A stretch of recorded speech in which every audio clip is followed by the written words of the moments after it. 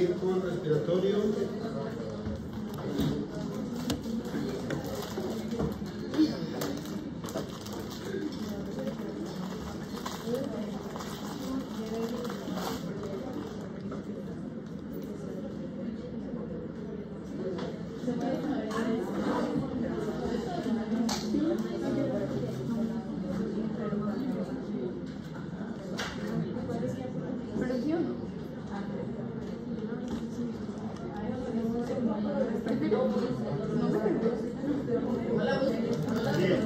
Silencio. Bueno, no, sigamos entonces, no, que me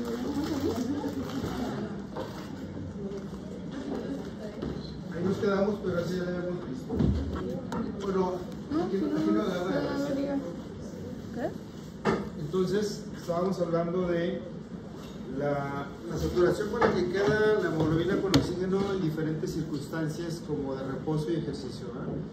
Leve, moderado, intenso, y bueno, pues ya vimos la cantidad de oxígeno que deja la hemoglobina en los tejidos dependiendo de las necesidades. Cuando la célula tiene menos oxígeno, cada vez menos, acuérdense que aquí está normalmente 40, es un metabolismo reposo, y ahí es cuando nos quedamos con 75 de hemoglobina saturada. Pero con el ejercicio esto empieza a bajar porque se consume más, y al ir bajando, obviamente la saturación también va bajando, al grado de que podemos llegar, como vimos la vez pasada, hasta 20 y con un poquito nada más de hemoglobina saturada. Entonces, finalmente dijimos que a pesar de que el ejercicio sea lo más intenso que se pueda, la hemoglobina se queda con un poco de oxígeno. Dijimos 4.4 mililitros, ¿verdad? De los 19.4 que tiene cuando está saturada al 97%, ¿verdad? Bueno, entonces vamos a continuar con eso. También habíamos visto, les dije que la curva, como ven ustedes, de disociación de oxígeno-hemoglobina se desvía un poco a la derecha cuando sucede esto, y estos factores suceden cuando están haciendo ejercicio, ¿verdad? Si alguien se pone ahorita a aventarse unas 50 lagartijas, pues va a pasar eso que dice ahí arriba, y entonces cuando la hemoglobina, cuando la sangre llega a los tejidos, la hemoglobina va a soltar el oxígeno porque disminuye la afinidad. En los pulmones aumenta la afinidad y en los tejidos disminuye la afinidad, ¿verdad? Y no se diga cuando hay ejercicio, donde estos cuatro factores aparecen y entonces suelta más rápido el oxígeno para los tejidos. Anteriormente se hacían esos procesos de curva de disociación de oxígeno-hemoglobina en laboratorio, precisamente aquí en laboratorio. Esto ya es algo muy moderno, ¿no? Yo cuando estaba aquí, pues eran unas mesas cuadradas y bueno, todo era muy diferente. Aquí trabajábamos con los perritos y todo eso. Y hacíamos la curva de disociación, pero ahorita ya prácticamente no es como que la apliquen, pero yo se las explico de esa manera. Bueno, aquí hay otro compuesto que también dice aquí que aparece el 2,3-difosfoglicol, que es un compuesto celular, y también se suman los que están ahí arriba para formar 4 factores que me van a modificar. Ahora, cuando estemos en una situación de mucho frío y que no nos estemos moviendo, posiblemente la curva se va a desviar hacia la izquierda, porque no necesitamos tanto oxígeno, ¿sí me explico, verdad? Entonces estamos casi temblando y ahí las cosas cambian, la temperatura baja, la producción de CO2 baja también, pues no hay tanto metabolismo. Entonces, ¿cómo se comporta, ¿verdad? La curva de disociación? Como lo pueden ver aquí, es la del medio, la que tiene un pH de 7.4, registrado como normal. Y cuando se hace algo de ejercicio, baja a 7.2 la curva, el pH, y la curva se va para allá. Entonces eso quiere decir que va a soltarle más oxígeno en la hemoglobina a los tejidos. El efecto Bohr, como dice ahí, dice que es el efecto del CO2 y el pH sobre la afinidad de hemoglobina por el oxígeno. A ver, ustedes díganme, ¿qué hace el CO2 y el pH en la afinidad de hemoglobina y el oxígeno? ¿Qué hace el CO2 y el pH? O sea, la pregunta es, ¿hay más afinidad, hay menos afinidad? Si tengo mucho CO2, ¿cómo va a ser la afinidad con el oxígeno y la hemoglobina? Disminuye. Si el pH bajó, ¿cómo va a ser la afinidad? Va a disminuir. Pues eso se le ocurrió decirle a este cuate eso, que dice que donde hay un pH bajo, donde hay una alta producción de CO2, la afinidad del oxígeno para la hemoglobina disminuye, como sucede en los tejidos. Y acá es lo contrario. El pH, bueno, puede estar normal o un poquito alto, el CO2 puede estar bajito y la afinidad del oxígeno para la hemoglobina en los pulmones aumenta. Por eso lo capta, por eso lo agarra completito, lo que tiene que agarrar, y se lo lleva, y ya en los tejidos lo va a soltar. Y eso que dice ahí corresponde al efecto Moore, como lo están leyendo ahí. ¿Cómo dije que se transportaba el bicarbonato? Digo, el bicarbonato no, el CO2. El CO2 es el producto del metabolismo celular, ¿verdad? ¿Cómo dije que se transportaba? ¿Cuánto por ciento? 70. ¿Y luego qué más dije? Bicarbonato, ¿y qué más? Con la hemoglobina, ¿y qué más? Y libre, ¿verdad? Entonces, aquí vamos a ver estas situaciones, cómo lo hace. Dice aquí, transporte del dióxido de carbono, y aquí aparecen las tres formas. CO2 libre, 7%, o sea, ahí va en la sangre. Con la hemoglobina es el 23% y tiene dos nombres. Se llama carbaminohemoglobina o se llama carboxihemoglobina. Tiene dos nombres, CO2 unido a hemoglobina. Y con forma de bicarbonato con el 70%. Creo que alguno de ustedes ya habló en uno de sus temas de la anhidrasa carbónica, hasta donde me acuerdo haber escuchado, ¿no? ¿O no? Ya se les olvidó el tema que dieron también. ¿No? ¿No fue aquí? Bueno. Entonces, la anhidrasa carbónica, ¿alguien sabe qué hace la anhidrasa carbónica? ¿En dónde se encuentra y qué hace? ¿En dónde se encuentra y qué hace la anhidrasa carbónica? Regula el pH. ¿Regula el pH de qué manera? ¿Sí? ¿Sí lo regula? ¿Quién te dijo? ¿De qué manera? No me acuerdo muy bien, pero tenía que ver con que el CO2 se combinaba con agua y se convertía en bicarbonato, y después la anhidrasa carbónica, no me acuerdo qué hacía. En bicarbonato no. ¿No? CO2 sí se combina con agua, pero ¿qué forma? No me acuerdo. Ahorita vamos a ver cómo es que tiene que ver con el pH. La anhidrasa carbónica se encuentra ahí. Si yo digo ahí, ¿dónde estoy diciendo? Ahí. O sea, ¿dónde? Ahí. Ácido carbónico. O sea, ¿qué es esto? Eritrocito. ¿Qué es? Un eritrocito, ¿verdad? Entonces aquí se encuentra la anhidrasa carbónica en el eritrocito. Entonces, ¿qué es lo que hace? Fíjense. Ay, no lo he visto. ¿De dónde a dónde me voy a llevar el CO2? ¿De dónde a dónde? ¿De las células a dónde? No. ¿Los células tejidos no? Las células son los tejidos. ¿De dónde a dónde? ¿De las células a dónde? ¿A dónde? ¿Y de la sangre? A los pulmones. O sea, el CO2 lo tengo que sacar. Entonces va de la célula a la circulación, y de la circulación al corazón, lado derecho, y del corazón a los pulmones por la arteria pulmonar. ¿Se acuerdan con qué presión llegó el bicarbonato por la arteria pulmonar a los pulmones? ¿Con qué presión en milímetros de mercurio? Eso lo vimos ayer. Sí, el CO2. ¿Dije bicarbonato? Sí. CO2. Entonces tenemos que llevarnos el CO2 hasta allá. Bueno, ahí va. Aquí está la célula y aquí está el CO2, del cual vamos a convertirlo en bicarbonato. Aquí tengo la célula y este CO2, miren, ¿qué dice aquí? Free, ¿alcanzan a leer? Aquí dice free, ¿no? ¿Qué quiere decir? Pues quiere decir libre. Quiere decir que el CO2 se va libre. ¿Qué tanto por ciento? 7. Y luego se mete al eritrocito. ¿Y con quién se une? Miren. Aquí está. ¿Cómo se llama esto? carbamino, hemoglobina O. ¿Qué tanto por ciento? 23. Ahora vamos a hablar del 70. El 70 entra el CO2 y se une con agua. Esta reacción la va a llevar a cabo una enzima que se llama anhidrasa carbónica. Y CO2 más agua es igual a H2CO3, o sea, ácido carbónico. Este compuesto ácido carbónico es fácilmente de disociarse.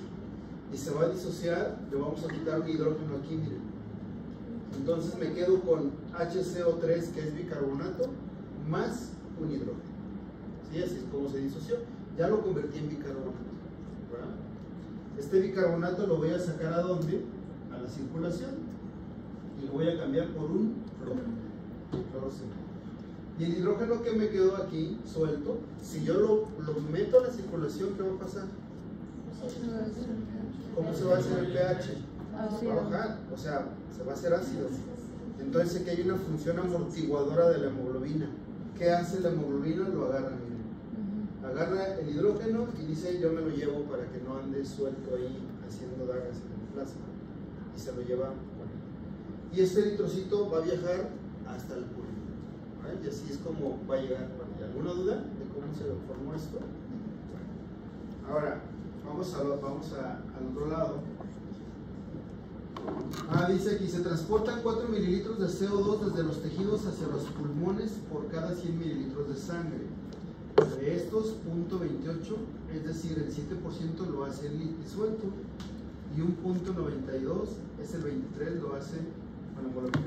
O sea, aquí estamos hablando de mililitros. ¿Se acuerdan que del oxígeno también hablamos de mililitros? Del oxígeno eran 19.4 cuando está saturada al 97%. Y luego fue bajando dependiendo de las necesidades de la célula. ¿Recuerdan, no? Por ahí soltó 5 mililitros con en un estado de reposo, y luego soltó 10 y luego soltó 15, dependiendo del ejercicio que se hizo. ¿Cuánto se produce en mililitros de CO2? Dice ahí. ¿Cuánto se produce? 4 mililitros. Bueno, esos 4 mililitros yo quiero saber cuánto es el 70%, cuánto es el 23% y cuánto es el 100%. O sea, matemáticas, ¿ya? Entonces, si yo quiero saber el 70 de 4 mililitros, ¿qué tengo que hacer? Multiplico el 7 por el 4. ¿Cuánto me da? 28, pero como son 4 mililitros, no pueden ser 28. Entonces le pongo un punto ahí. Y son 2.8. 2.8. Si tengo 7% libre y quiero saber a cuánto equivale del 4%, ¿qué tengo que hacer? Multiplico 7 por 4 y son 28. Como no son 28 ni son 2.8 tampoco, entonces van a ser 0.28.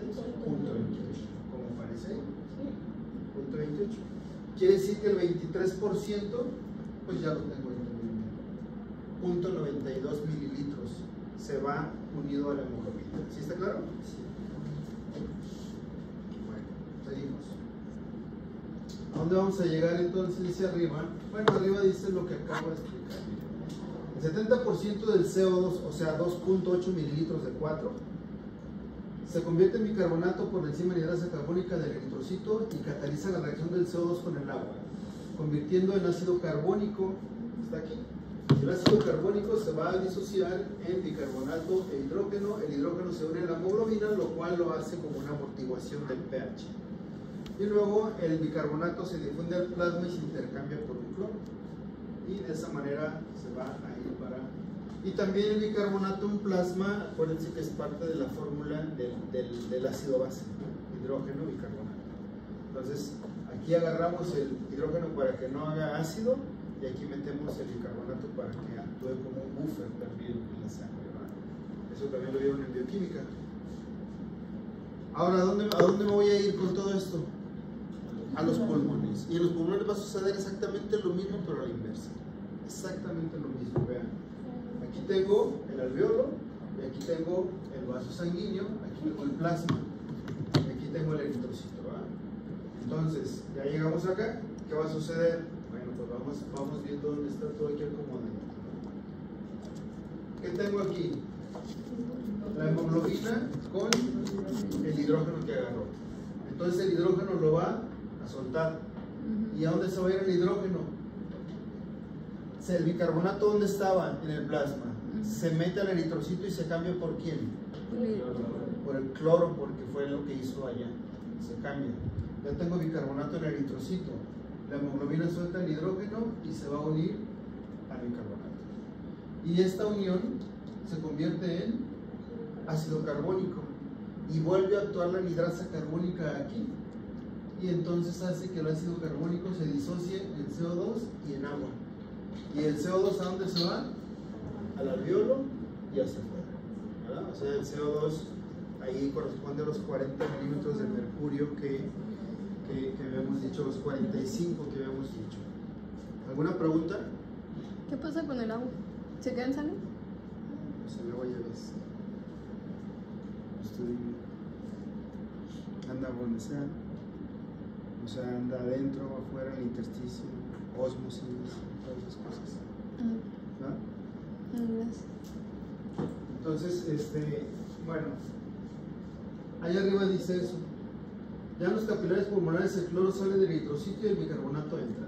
Se combina con el hidrógeno que está unido a la hemoglobina formando ácido carbónico y se disocia en agua y CO2 mediante la anhidrasa carbónica. Por diferencia de presiones, el CO2 difunde desde los capilares a los alveolos y la carboaminohemoglobina se disocia liberando CO2.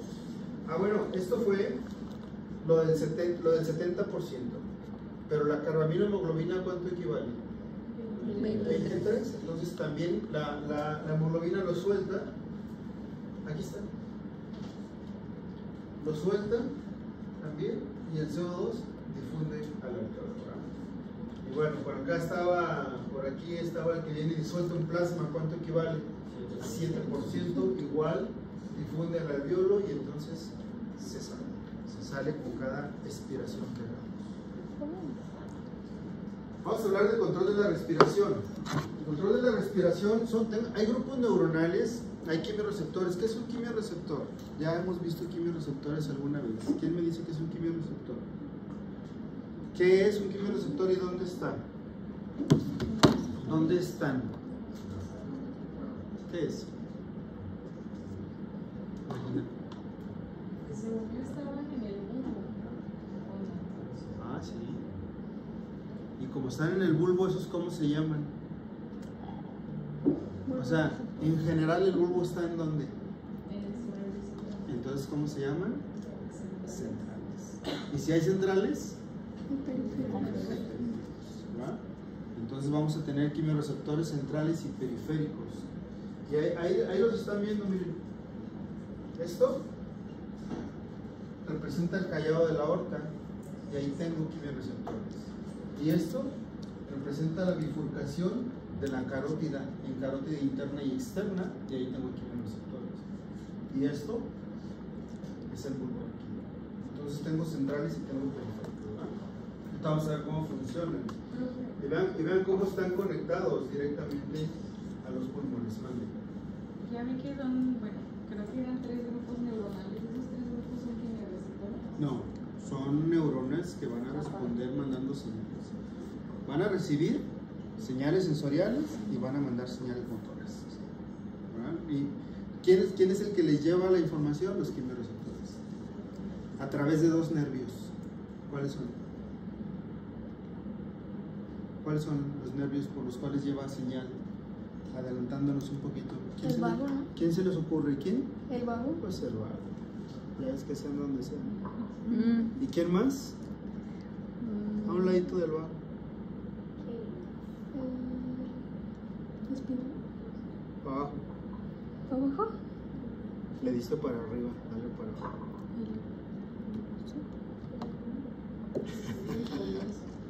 Tienes que contarlos. ¿Cuál es el noveno par craneal? El noveno par craneal. Glosofaringio. Glosofaringio, ¿verdad? Entonces hay 2 nervios que nos van a dar para abajo porque me refería a que ella me dijo el 11, entonces yo quería el 9. El vago para abajo. Bueno, entonces, déjenme ver si aquí aparecen. No, aquí no se ve. Pero ahorita lo vamos a ver. Entonces, tiene que ver con la respiración aquí. Se llaman quimiorreceptores ¿por qué? Pues bien fácil. ¿Por qué? ¿Qué detectan? ¿Qué detectan?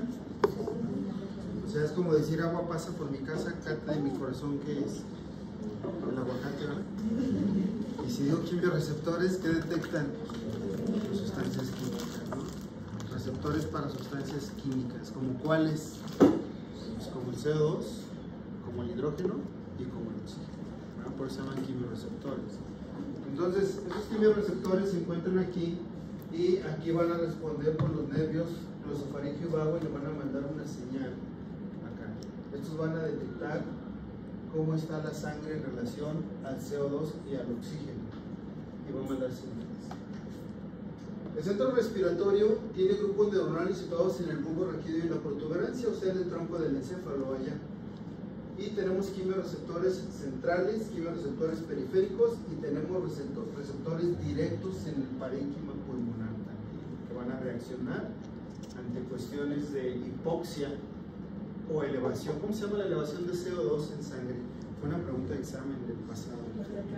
Hipercapnia se llama la elevación del CO2. Entonces, eso es lo que va a detectar y entonces van a mandar señales. ¿A quién le van a mandar señales si detectan algo raro ahí?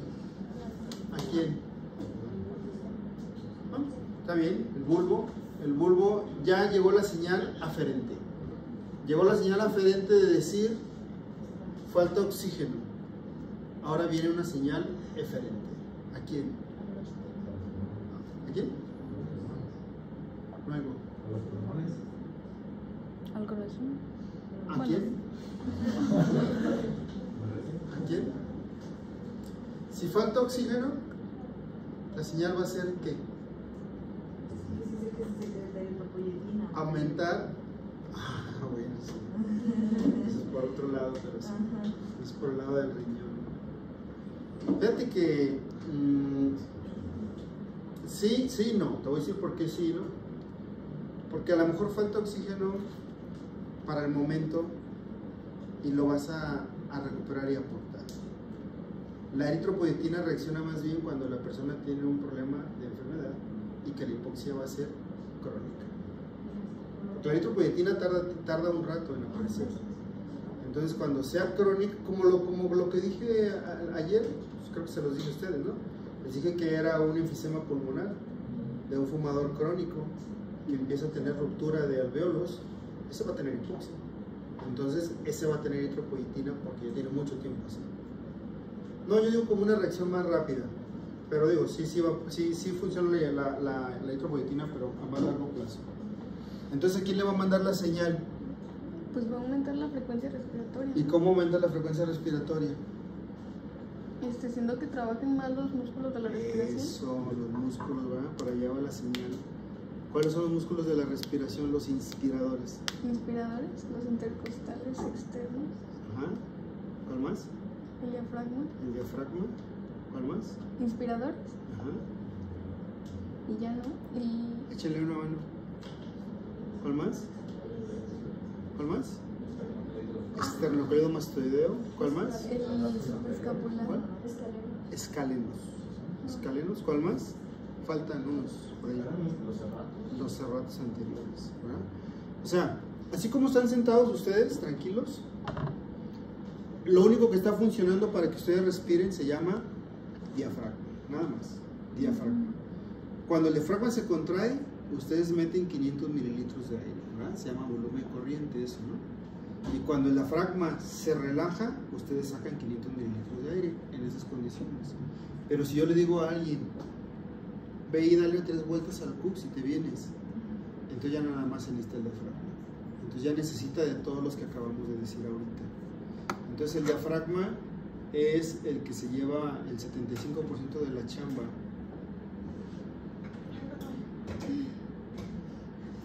No, sí es, ¿verdad? Sí es aquí, ¿no? Nosotros somos los invasores, ¿no? Bueno, entonces el diafragma es el que se lleva la respiración tranquila. Vamos a ver grupos respiradores, como dice ahí, neuronales, que es un grupo inspirador y es un grupo expirador. Es un grupo respiratorio dorsal y uno ventral. Y tiene que ver con los músculos, ¿verdad? Bueno, entonces vamos a continuar aquí. Centro respiratorio. ¿Dónde está el centro de la respiración? En el bulbo. En el bulbo raquídeo está al centro del raquídeo. Esto está representando el tronco del encéfalo. Aquí está. ¿Verdad? Donde el color rojito le corresponde al bulbo raquídeo, el azul a la médula espinal, el verde a la protuberancia y el amarillo al mesencéfalo, que son las estructuras que forman el tronco encefálico, el tallo cerebral. Entonces aquí tengo algunos, miren, dice que aquí hay un grupo que se llama grupo respiratorio dorsal y está aquí. Aquí tengo un grupo respiratorio ventral y está aquí. Y aquí tengo un centro apneústico y está aquí. Y aquí tengo un centro neumotáxico y está aquí. Entonces son grupos neuronales que están ahí y van a reaccionar ante las señales que les den los quimiorreceptores. ¿Sí quedó claro? Dice ya, el centro de la respiración está localizado de manera bilateral en el bulbo raquídeo y la protuberancia del tronco encefálico. Está formado por tres grupos principales: el dorsal, que es inspirador, el ventral, que es expirador, y el neumotáxico, que controla la frecuencia respiratoria y la profundidad de la respiración. Este apneústico que dice aquí solamente va a aparecer cuando hay algunas enfermedades, entonces aquí no lo vamos a tomar ahorita. Entonces, importantes: el respiratorio dorsal y el respiratorio ventral. El dorsal es inspirador y el ventral es expirador. ¿Sale? Vamos a seguir. Dice ahí, el grupo respiratorio dorsal, y dice arriba, controla la inspiración del ritmo de la respiración. Está localizado en la porción ventral del bulbo raquídeo. Aquí está. Porción ventral del bulbo raquídeo, principalmente en el núcleo del tracto solitario, siendo este núcleo la terminal sensitiva de los nervios vago y glosofaringeo que transmiten las señales hacia el centro respiratorio. ¿Desde dónde? Quimiorreceptores periféricos, baroreceptores y otros receptores de los pulmones. Acuérdense que los quimiorreceptores, ya dijimos dónde están, periféricos. ¿Dónde están los periféricos? Callado de la aorta, ¿y dónde más? Y en la carótida. Esos son los periféricos. Entonces de ahí van a mandar la señal a dónde es el centro de la respiración. Pero también ahí tengo otros receptores que van a responder con la presión arterial. ¿Y cómo se llaman esos? Baroreceptores, que esos no van a participar aquí en este momento. Entonces, de aquí, de los quimiorreceptores, se manda la señal al centro de la respiración. La función principal de este centro respirador dorsal es la inspiración.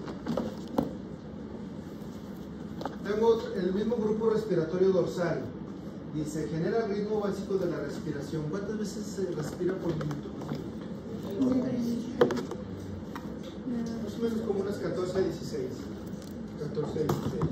A lo mejor habrá libros que dicen 16 a 20, pero 20 ya es elevado.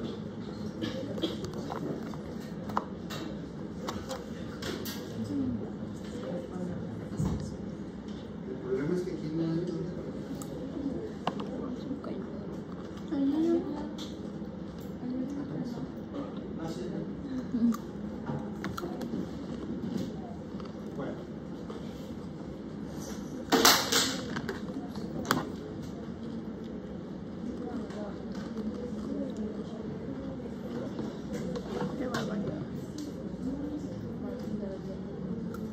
Bueno, entonces, dice que este respiratorio dorsal es inspirador y genera el ritmo básico de la respiración.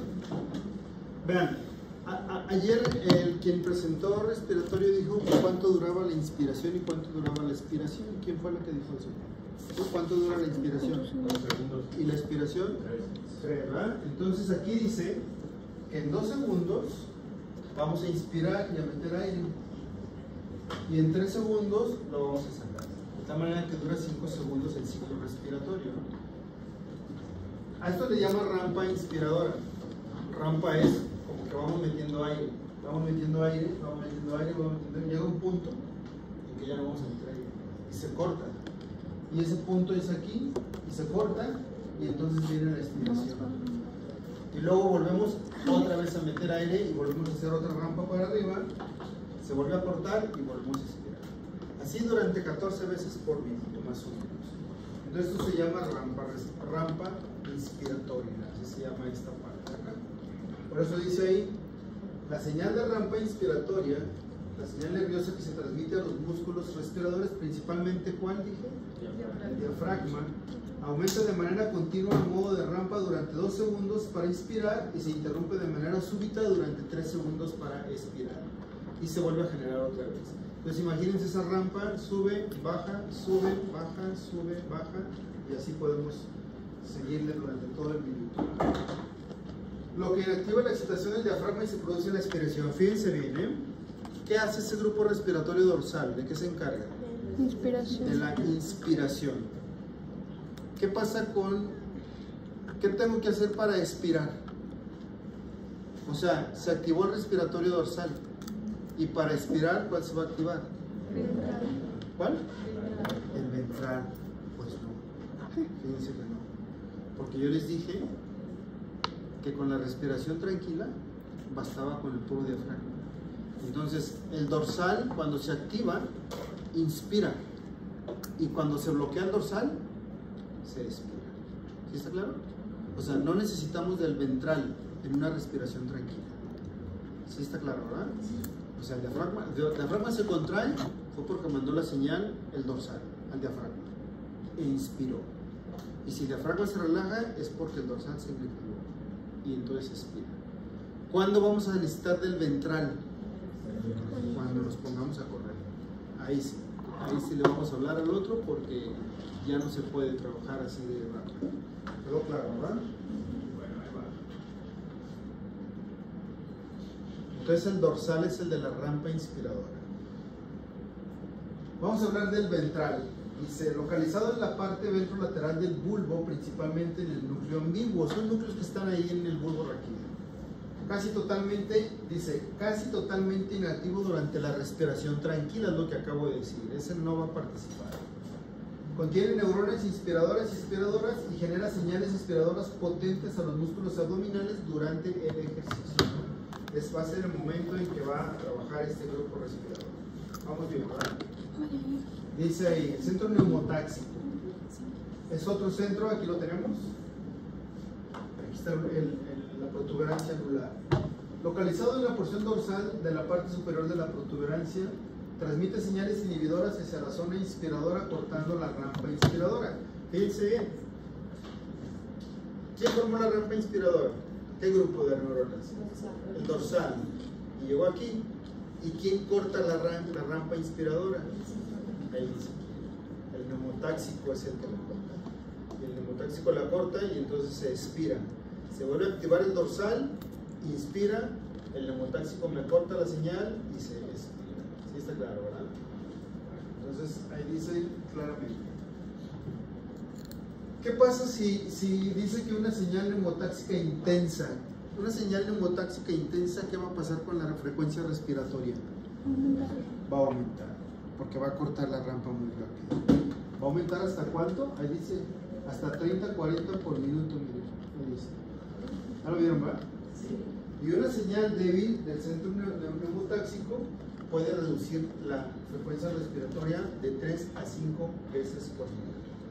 Entonces, bueno, es lo que está de manera ordenada funcionando en el organismo, ¿va? Para poder respirar. No hemos hablado del ventral casi prácticamente. Reflejo de Heimbreuer dice, interrumpiendo la inspiración cuando los pulmones se han sobreexpandido, protegiéndolos de una insuflación excesiva. Quiere decir que en la pared del tórax y en los pulmones hay receptores, como dije. La respiración se va a controlar por centros respiradores del bulbo raquídeo, se va a controlar por quimiorreceptores y se va a controlar por receptores que hay en los pulmones. Y lo que hace es que cuando se está insuflando demasiado el pulmón, se tiene que cortar una señal porque hay aquí algunos receptores que van a hacer que se corte, ¿verdad? Entonces evita que se hiperinsufle el pulmón. Bueno, las señales viajan a través del nervio vago hacia el grupo respiratorio dorsal provenientes de los receptores de distensión localizados en el músculo de las paredes de los bronquios y bronquiolos. En los bronquios y bronquiolos tengo esos receptores. Si el pulmón se está expandiendo de manera importante, se va a mandar una señal por el nervio vago. ¿A dónde? Dice aquí. Al grupo respiratorio dorsal. ¿Para qué? ¿Para qué se manda una señal al respiratorio dorsal? Para que corte la inspiración, ¿verdad? ¿Por qué? Porque la está expandiendo los pulmones. Está expandiendo de más. Entonces se manda la señal y deja de llenarse el pulmón de aire. ¿Sí vieron ahí cómo disminuyó? Bueno, ahí lo ven y vean cómo disminuye la expansión del pulmón. Control químico de la respiración. Vamos a hablar de los quimiorreceptores. Dice, el exceso de CO2 y de hidrógeno en la sangre actúan principalmente sobre los quimiorreceptores centrales, localizados a 0.2 milímetros por debajo de la superficie ventral del globo raquídeo. Y esta zona excita las demás porciones del centro respiratorio, aumentando la intensidad de las señales motoras, tanto inspiradoras como expiradoras, hacia los músculos de la respiración. A las 3, quiero que dejen de respirar todos. ¿Sí? 1, 2, 3. Así, hasta que se pongan morados. Lo más que aguanten. Y ahorita vamos a explicar qué fue lo que pasó.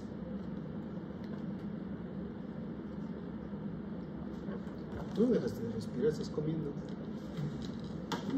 No aguanté. ¿Cómo me quieren contagiar? ¿Ya? ¿Te sacaron aire? ¿Mayoría? Bueno. ¿Qué fue lo que pasó? A ver, sacaron aire y enseguida de sacar ¿qué fue lo que hizo? Lo que hizo Rodrigo. ¿Qué fue lo que pasó? ¿Qué hiciste, Rodrigo? O sea, sacan el aire y luego hacen una respiración profunda. 1, 2 o 3, ¿no? Dependiendo de lo que hayan aguantado. ¿Qué fue lo que pasó en su sangre con ese bloqueo de la respiración? ¿Qué pasó en su sangre? Sucedieron dos cosas. Aumentó el CO2 y disminuyó el oxígeno. Eso fue lo que pasó. Entonces ahí dice que el exceso de CO2 en la sangre y de hidrógeno va a haber alguna reacción, y fue lo que sucedió ahorita. Entonces, cuando el CO2 aumenta, en los quimiorreceptores centrales vamos a ver lo que sucede. Bueno, esto ahorita no, porque hay otra diapositiva que lo explica mejor. Fíjense. Aquí tengo el vaso sanguíneo y aquí tengo el bulbo raquídeo. Aquí tengo el grupo respiratorio dorsal, ¿sí o no? Aquí está. ¿Qué sucedió ahorita con esto? Pues ustedes aumentó el CO2, aquí está la presión parcial del CO2, ya hablamos de presiones parciales, ¿no? Aumentó la presión del CO2. Fíjense lo que pasa con el hidrógeno. ¿Qué indica esto? ¿Saben qué indica? Que el hidrógeno no atraviesa la barrera hematoencefálica. El hidrógeno de la sangre no la atraviesa. Entonces automáticamente se regresa. Pero quien sí la atraviesa como si no existiera es el CO2. ¿Se acuerdan que el CO2 es hasta 20 veces más difícil que el oxígeno? Y que fácilmente va a atravesar las membranas celulares. El CO2, ¿a dónde se metió? Miren, ¿a dónde se metió? ¿Y qué hay ahí? Pues agua. El líquido cefalorraquídeo. ¿Por qué digo agua? Porque ahí viene la combinación. Lo mismo que hablamos en el eritrocito. El CO2 entra al líquido cefalorraquídeo y se combina ¿con quién? Con agua. Se convierte en ácido carbónico. Se disocia en hidrógeno y carbonato. Entonces, el hidrógeno que no pudo entrar acá ya se convirtió. ¿Y saben por qué? Porque no es el CO2 el que va a estimular las neuronas del centro respiratorio. Quien lo va a estimular es el hidrógeno. Entonces, tiene que haber esta conversión forzosa. Y fue lo que pasó. ¿Ustedes no sintieron cómo se convirtió en hidrógeno? O sea, su CO2 que se acumuló hizo esto. Y entonces el hidrógeno va a activar los quimiorreceptores centrales en el grupo respiratorio dorsal. ¿Y qué fue lo que sucedió? Que se va a mandar una señal por neuronas motoras somáticas aquí en el diafragma, intercostales externos y esternocleido mastoideo. Y entonces hicieron, ¿no? Entonces metieron mucho aire porque les estaba faltando oxígeno. ¿Quedó claro esto? ¿Seguros? Sí. Bueno. Por ejemplo, las personas que entrenan para poder aguantar mucho la respiración, ¿qué pasa? Estás estimulando mucho el centro de la respiración, pero van agarrando la condición de poder hacerlo y el organismo se va adaptando cada vez más. Y pueden llegar a durar 5 minutos, o sea, va a haber CO2 ahí, pero el organismo se adaptó a tener esas cantidades y no es como que le va a pasar algo porque está acostumbrado a hacerlo. Como los buzos que a veces se meten a altas profundidades. Es lo mismo que la condición física. El que no ha hecho ejercicio pues se va a bofear en 100 metros y el que hace ejercicio se va a aventar el maratón. Eso es lo mismo, te vas adaptando paulatinamente. ¿Quedó claro? Entonces quiere decir que los quimiorreceptores centrales son sensibles ¿a quién? Al hidrógeno. Y de manera indirecta van a responder ante la elevación de quién? Del CO2. Entonces se eleva el CO2 y va a haber hidrógeno ya dentro.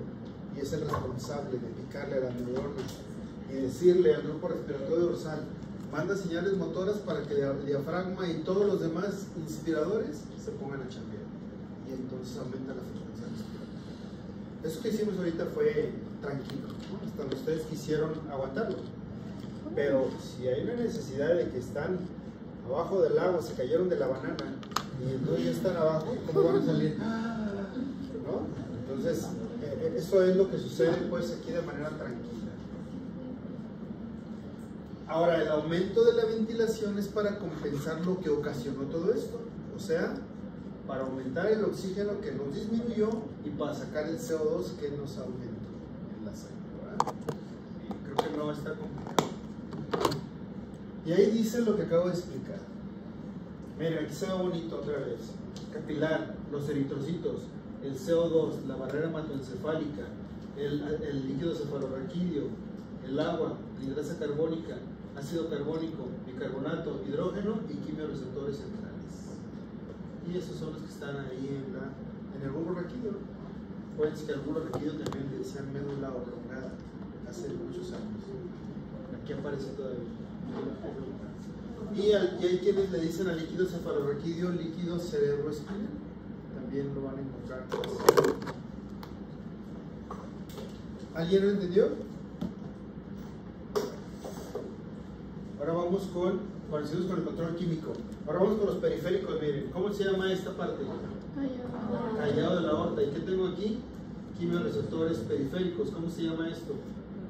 Bifurcación de las carótidas. ¿Y qué tengo aquí? Quimiorreceptores periféricos. Y vean quién aparece por aquí. ¿Dónde está? Miren, ¿lo vieron? ¿Qué dice? Vago. Miren quién aparece aquí. El glosofaringio. Quiere decir que el glosofaringio me lleva la señal de los quimiorreceptores periféricos de la carótida. Y el vago me lleva la señal de los quimiorreceptores periféricos del callado de la aorta. ¿Sale? Aquí está. ¿Y los dos? ¿Algo para arriba?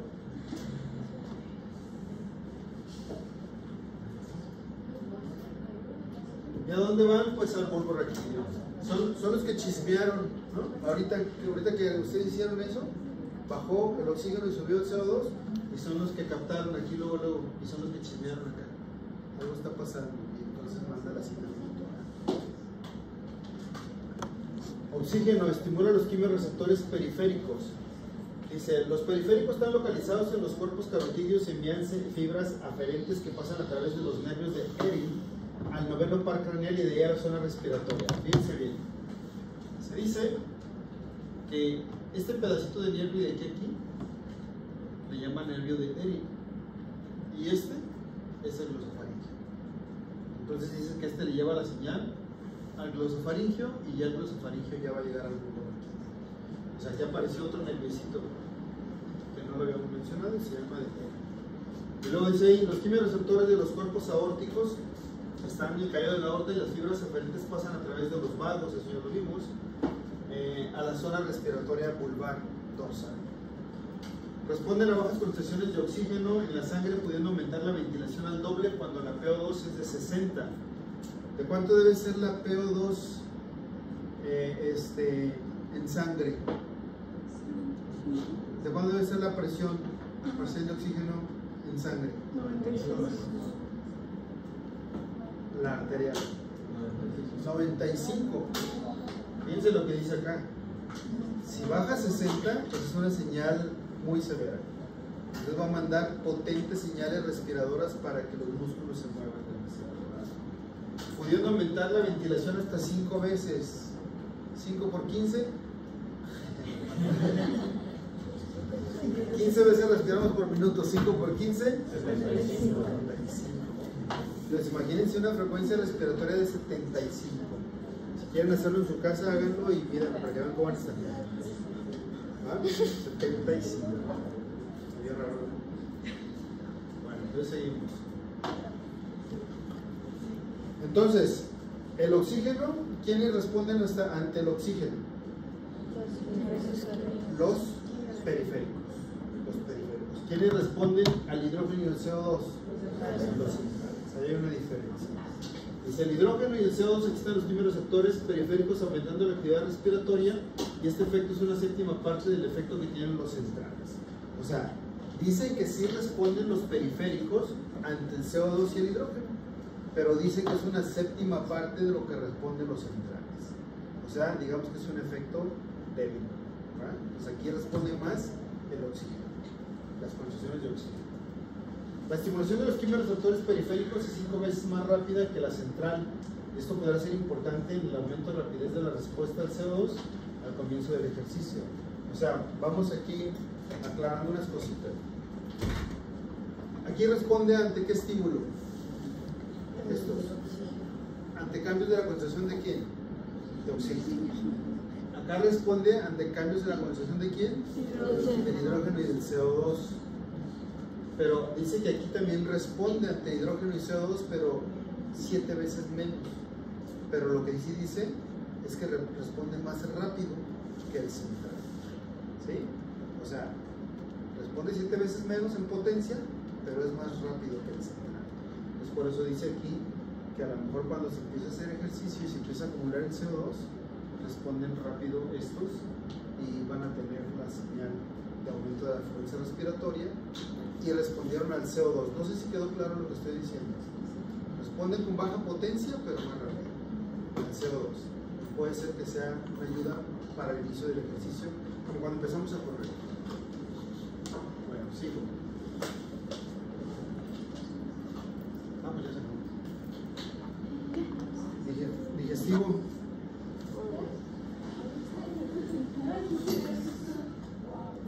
Venga, preguntas de respiración, ¿no?